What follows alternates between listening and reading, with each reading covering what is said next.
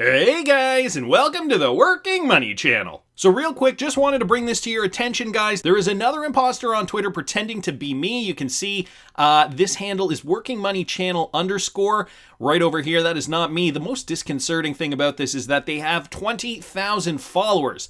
I don't know how that works. So if you do happen to see Working Money CH _, please do report them. That is not the real Working Money channel account. My handle is Working Money CH with no underscore here. And you guys can see I did put up a tweet here. I am, of course, blocked by this imposter. And so I just put out a tweet to this effect just to, if you guys happen to come across this Twitter user, please do report and block them. Thank you very much. XRP on the daily right now trading at about 85.9, just shy of 86 cents. Not too much movement in the space. Again, low volume right now. What are we seeing for Bitcoin? Bitcoin, not too much movement as well. We're just hovering in and around that $40,000 mark. Bitcoin trading right now at about $39,900. So not too much movement in the crypto space. The big news concerning Ripple and XRP with regards to that SEC lawsuit, and I know there are several people in the space who have strong opinions about this, what this actually means for the outcome and what it ultimately means for the price.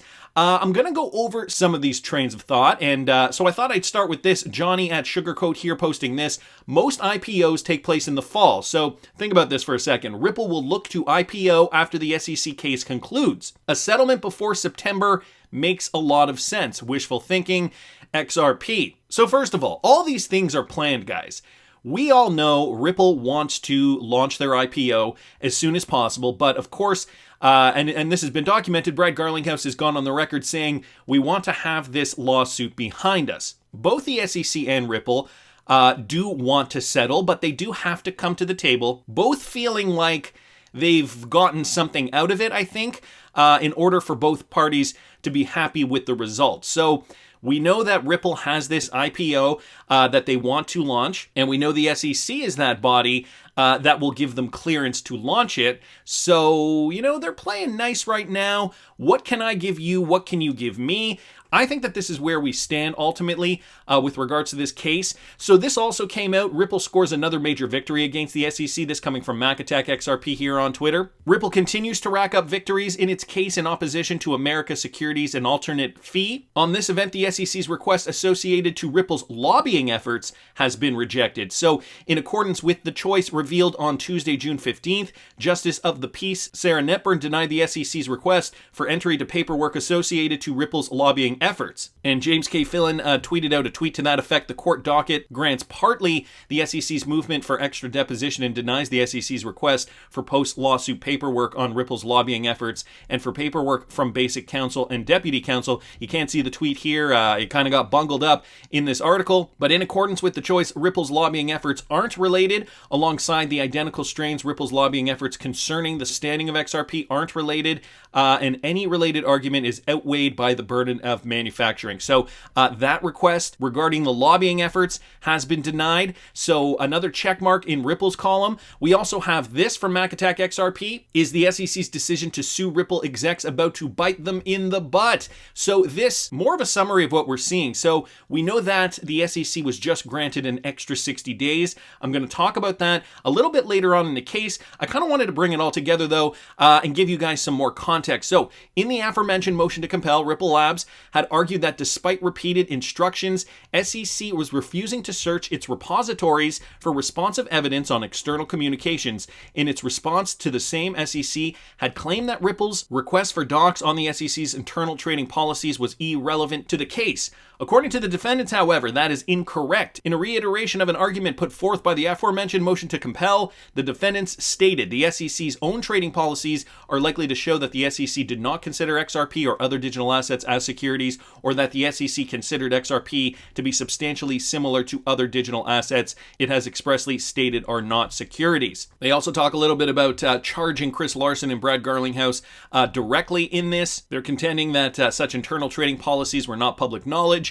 Here's a quote. All that matters is whether these policies could provide relevant evidence of whether the individual defendants were objectively reckless or whether there was a reasonable interpretation of the statute consistent with the individual defendant's conduct. The SEC's decision to charge Garlinghouse and Larson in an unprecedented move created waves when it first made the news, of course, back in December. While some saw it as just another attempt by the SEC to clamp down on the blockchain firm's operations, others have maintained that doing so will be the regulatory agency's folly. And a couple of lawyers chiming in on this, namely Jeremy Hogan, saying, again, the SEC's decision to sue Garlinghouse and Larson bites them in the butt. That's the legal term. Ripple wants the SEC's own trading guidelines, and I would bet they do not say don't trade XRP. Without the individual defendants, those documents are probably not relevant. And attorney John Deaton was quick to pitch in too, saying, months ago I tweeted that the most important decision a prosecutor makes is at the beginning of the case when he decides what charges to file. I predicted that the decision to charge Brad Garlinghouse and Chris Larson with aiding and abetting would come back to haunt the SEC. So a lot of very nuanced arguments with regards to the particulars regarding the individuals involved, of course, Ripple, and the utilization of XRP. You know, at the end of the day, we really just want a verdict. And I think the SEC, Ripple Labs, of course, Brad and Chris likely want the same. Jeremy Hogan posted this just yesterday. The SEC's motion granted, denied, denied, and denied. And I'm getting a vibe from the judge that she is digging the fair notice defense. Ripple's fair notice defense is about the SEC's state of mind, whether XRP is a security. This takes away a little sting from the 60-day extension. So we also have the fair notice defense. And of course, that 60-day extension, which kind of got everybody in the XRP community a little frustrated, considering we've been waiting and being very, very patient, following this lawsuit very, very carefully. But Jeremy Hogan giving us a little bit of optimism here. We also have Mickey B. Fresh here commenting on John Deaton's tweet here. Judge Netburn continues to provide a fair and even hand when making her rulings during the case. A big blow to the SEC's case is that she has made it clear. Ripple's fair notice defense centers on the activities of the SEC. It's not about Ripple's knowledge or behavior. So Mickey B. Fresh saying the SEC is terrified of the fair notice defense. SEC time to cough up the documents and communications that will end this case, which should have never been filed in the first place. A fitting end for an arrogant bully agency run by chairmen still enforcing outdated 1940s law. And let's not forget, guys, Jay Clayton was the one who not only announced the lawsuit, he announced it the day before he was leaving the SEC. This, just to remind you guys, from @Coining203 here on Twitter, it is well documented that a hedge fund manager named One River Digital Asset Management made a $1 billion bet on Bitcoin and Ethereum after Clayton's SEC declared they are not securities. Soon after, Clayton filed the SEC lawsuit against Ripple that crashed the value of the leading non-mined token XRP, alleging that it has been an unregistered security for 7 years. Weeks later, One River hired Jay Clayton to a senior position at the hedge fund. Hinman is now back at Simpson Thacher, so there's another connection there, and I did do a video about that. I'll link it up here in the top right-hand corner. Now China has rolled out its own sovereign digital currency, the digital yuan, a means by which it intends to use to gain a competitive advantage over Western crypto innovators like Ripple. It was activated on Alipay in May while Ripple battled the SEC lawsuit in the Southern District of New York. So just a bit of context there. With regards to this 60 days, Jeremy Hogan put out this tweet a couple of days ago on June 4th, right after we got that news, and he was suggesting that, you know, based on his quick calculations, summary judgment sometime could be in December or January. Absent a settlement, this case is going to end, if we go to trial, if we kind of get to the end there, this case is going to end in early 2022, so first quarter of 2022. Now, I have said in the past that this bull run could last until when? Fourth quarter of 2021 or first quarter of 2022. And we know altcoins tend to rally right at the end, right? Bitcoin finally goes on, makes a new high. Let me just take that off auto. What happens is we see a new high for Bitcoin. So don't know where it's going to go, but let's say Bitcoin makes its new high.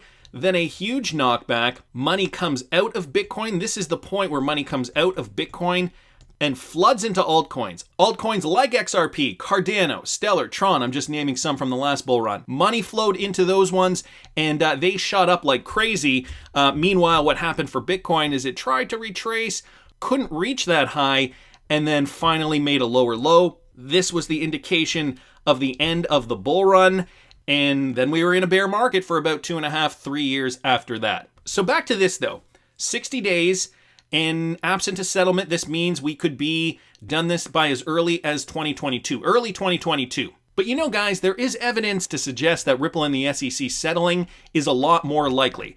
Remember this tweet here? Most IPOs take place in the fall. Well, of course, I mean, you know, Ripple could launch an IPO at any point in time, but they need the SEC to be on their side if they do want to launch an IPO. Let's also not forget that at the beginning of this case, the SEC wanted to settle with Ripple and Ripple fought back, which brings me to this tweet thread here from JC Collins. Here is his thoughts on the SEC, the 60-day extension, and a potential settlement. So the 60-day extension granted to the SEC may be a good thing and could be pushing this closer to a settlement than we think.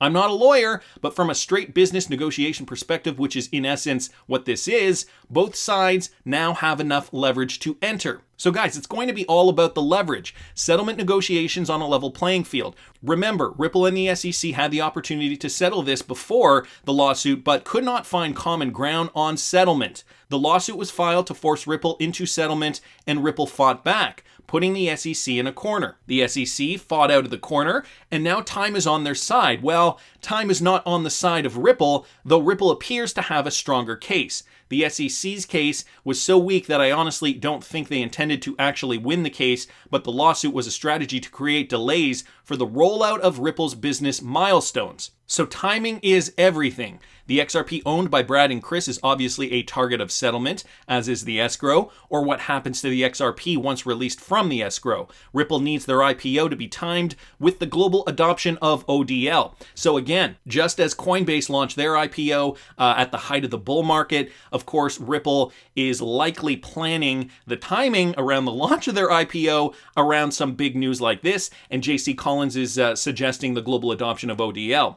Both sides should now be motivated to settle. It could happen at any time as far as I'm concerned, when we least expect it. And this is the best part here. Many will be caught on the wrong side of the trade when the price jumps up on the settlement announcement. And so this is ultimately why we have to be paying close attention, because once that news comes down the pipe, it will be too late. The price of XRP will rally. FOMO will, of course, kick in for those retail traders, pumping the price even higher. At this point in time, whether it's 83, 84, 85 cents, right now XRP is building on that support level where old resistance became new support, a very strategic price to buy XRP in the year 2021. And remember, guys, timing is everything. Ripple has plans they want to implement, and the SEC knows their case isn't that strong. So a settlement timed with an IPO launch for Ripple, coincidentally at the same time that ODL goes global. I see where the signs are pointing, but I want to hear what you guys think. Please subscribe to the channel if you haven't already. Like the video if you like the content I'm providing. I always love hearing your comments. See you in the next one, guys.